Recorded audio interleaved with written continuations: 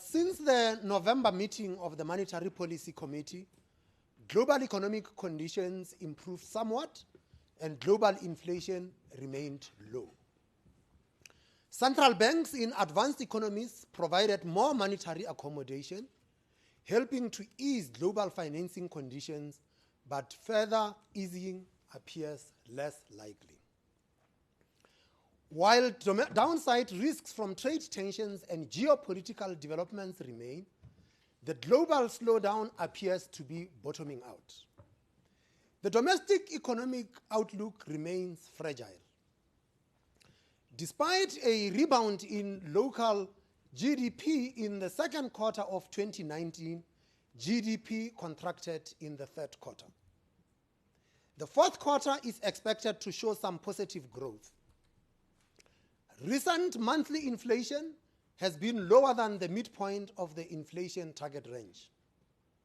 The year-on-year inflation rate, as measured by the headline Consumer Price Index, was 3.6% in November.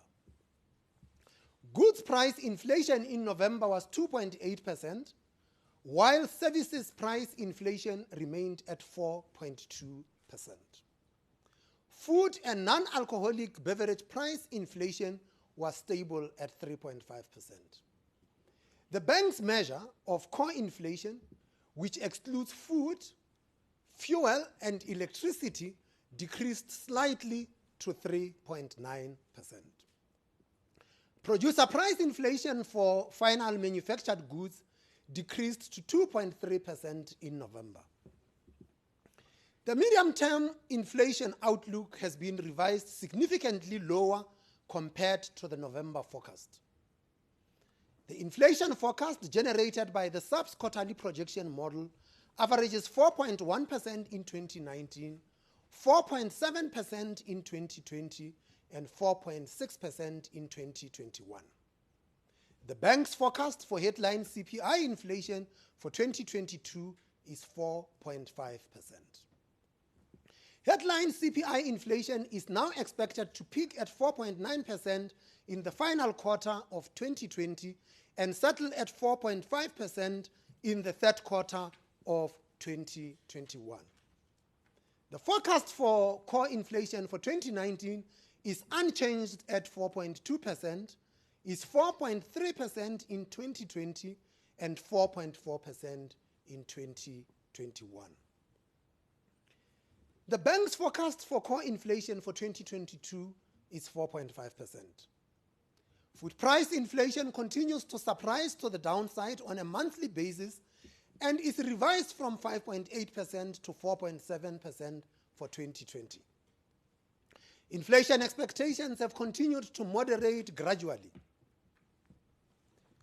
According to the Bureau for Economic Research fourth quarter survey, expectations for headline inflation are down slightly for 2019 to 4.5%.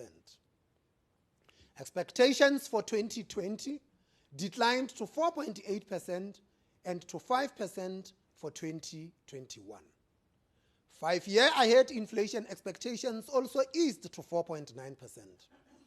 The inflation expectations of market analysts in the December 2019 Reuters Econometer survey are generally lower at 4.2% for 2019, 4.6% for 2020, and 4.7% for 2021.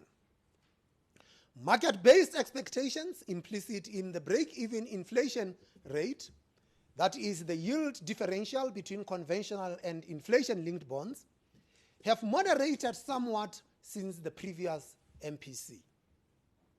5-year break-even rates are currently about 4.1%, and 10-year break-even rates are 5.3%. Global GDP is expected to average 3% in 2019, rising to about 3.4% in 2020. In recent months, global trade and manufacturing indicators have exhibited signs of stabilization, and alongside resilient services suggest that global growth rates will hold up. However, a range of downside risks to growth remain.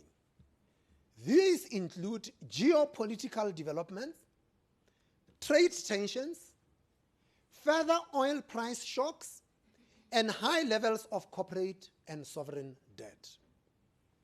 Inflation outcomes and inflation expectations in most advanced economies remain below target levels. Barring significant shocks, monetary policy in major advanced economies will remain accommodative over the medium term. Since the November MPC, the rand has appreciated by 2.6% against the US dollar and by 1.8% against the euro. The implied starting point for the rand is 14 rand 60 against the US dollar, compared with 14 rand 94 at the time of the previous meeting. While the rand has benefited from improvements in global sentiment, high long-term bond yields reflect concerns about domestic growth prospects and fiscal risks. The GDP growth outcome for the third quarter confirmed that the economy remains weak and vulnerable to idiosyncratic shocks and poor sectoral performance.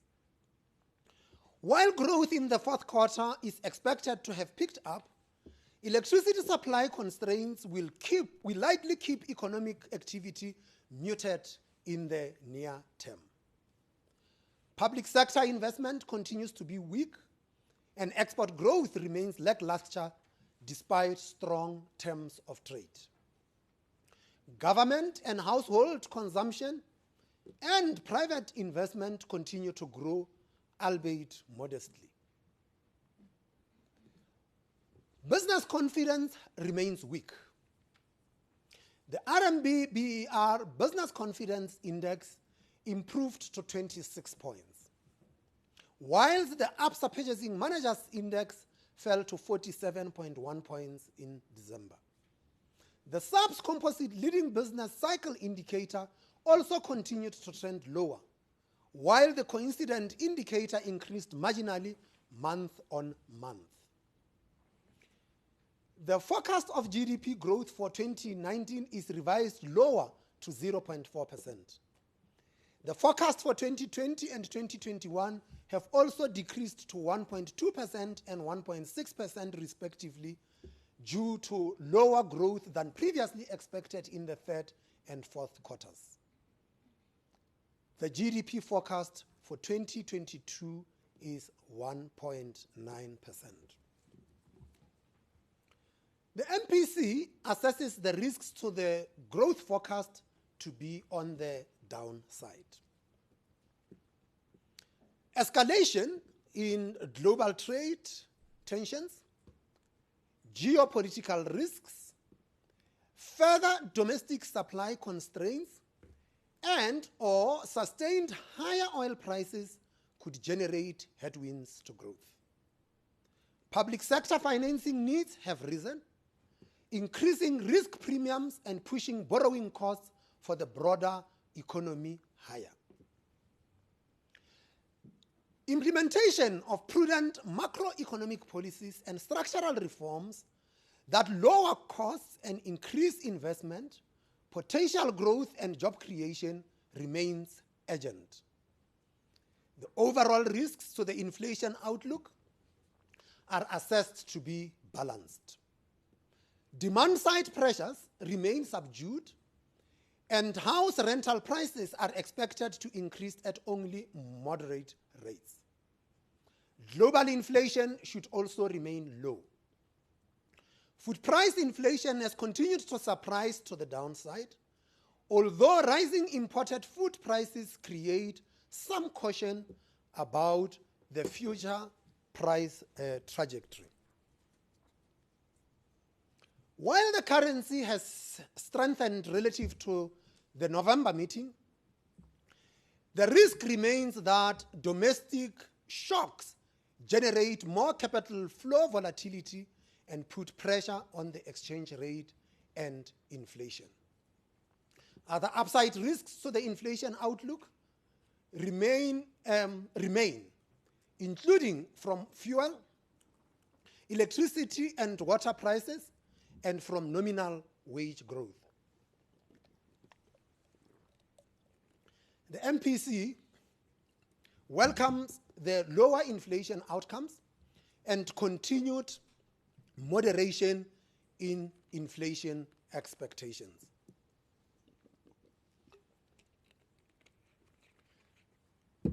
While the committee would like to see inflation expectations anchored closer to the midpoint of the inflation target range on a sustained basis, the lower inflation forecast and improved risk profile opens some space to provide further policy accommodation to the economy.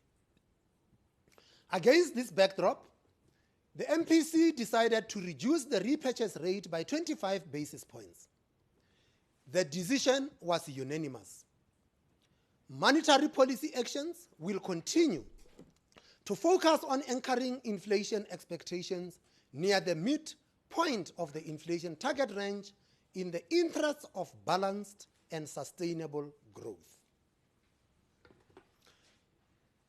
In this persistently uncertain environment, future policy decisions will continue to be highly data dependent, sensitive to the balance of risks to the outlook, and will seek to look through temporary price shocks.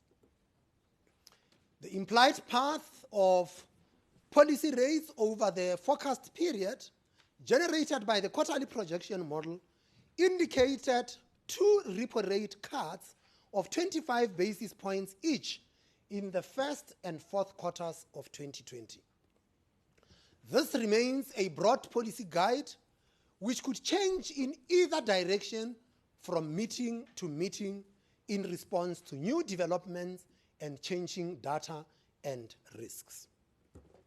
That concludes the statement, and at this stage, we would like to invite you to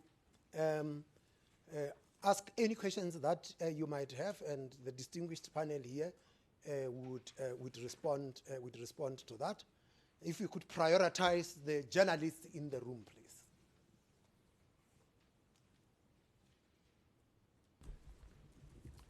Yes, ma'am. Governor Olivia Kumenda from Reuters. I just wanted to get more clarity on your views on Q4 growth, which you expected to be positive. What factors were you looking at, and wasn't the load shedding we had in December a big drag on growth at all? If it was, how big was it in your views?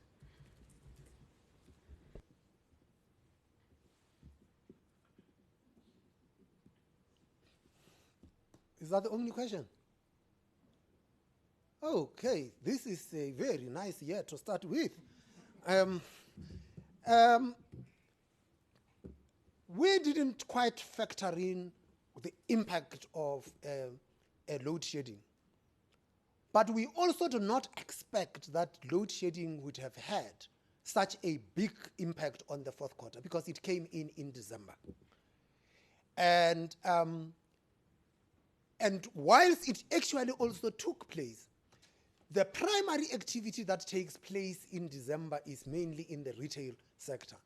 And the figures and the initial indications are that retail seems to have been doing well in December. And this might have just flown from what we had seen in November. But we have revised our growth lower, precisely to take account of the fact that we expect the fourth quarter to be weaker than what we expected when we last met in November. Okay. Nothing on the webcast. Well, I guess that concludes today's press conference. Oh, ma'am, okay, you are the last one then, because... no, they weren't.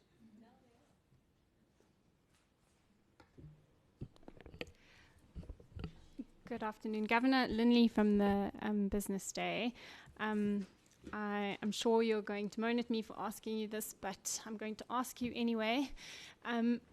The ANC just had its January meetings and made its statement on the nationalisation of the Reserve Bank and its continuing willingness to continue with this undertaking. And you've obviously been aware of the spat with the Minister, who has expressed his differing view on this position. I would like to know, given all that noise, how protected or how secure do you feel the bank is, its mandate, and its position in terms of nationalisation? Okay, there were two hands there. Yeah. My name is Adelaide Changole from Bloomberg. My question is directed to the Deputy Governor, Kuben Naidu. You direct the questions to me. Oh, sorry. Thank I you. apologize, Governor. My question concerns the Deputy Governor, Kuben Naidu. His term comes to an end at the end of March, just before the next MPC. And I was curious, considering your appointment last year, is he willing to be, is he available to be appointed? Is this something that he would consider if it came, if it was presented to him? Thank you. Any other questions in the room? Okay. Business Day, you wanted to follow up? Oh, okay. Are there journalists on the line there? Okay. Can I deal with the journalists? The analysts, we will deal with them later. Deputy Governor Naidu is willing and able to serve. The process in terms of the SARB Act is underway. And once that process is completed, the appointing authority will pronounce what the decision is. Nationalization of the SARB. We have said everything that ought to be said about this subject, and we shall leave it to the powers that be to engage with the process. Thank you. Governor, we have a question from Razia Khan from Standard Charter. Between November and now, what changed? Does the electricity supply risk to growth? Just the electricity supply risk to growth? How much scope for further easing? And any others from there? And another one from Peter Montalto. Governor, does this move indicate anything about your comfort on the risks of a Moody's downgrade in March? That's all. Thank you very much.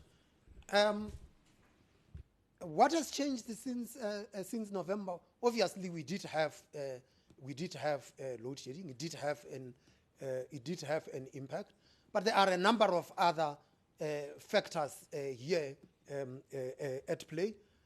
Suffice to say that on the growth side, the revisions are really marginal. It's from 0.5 to 0.4. So that's nothing to really write home about. What does it say about the scope of future rate cuts? I don't know why cuts and not hikes or no holds, but if you come to the March MPC meeting, you will know what the future actually holds. Peter, risks about the Moody's downgrade. We never try to speculate what the rating agencies will decide. Suffice to say that our decision on the monetary policy stance has been purely based on what we see as the outlook for both inflation and for growth going forward. If a downgrade does take place, it will be a shock, and when we will treat it the same manner that we treat any other shock, and we will try to see through it. And if there are any second round effects from such action, we will respond to the second round effects rather than to the actual Moody's action. Any other questions in the room? In the absence of any, thank you very much. That concludes the press conference of today, and may you have a very happy and prosperous 2020.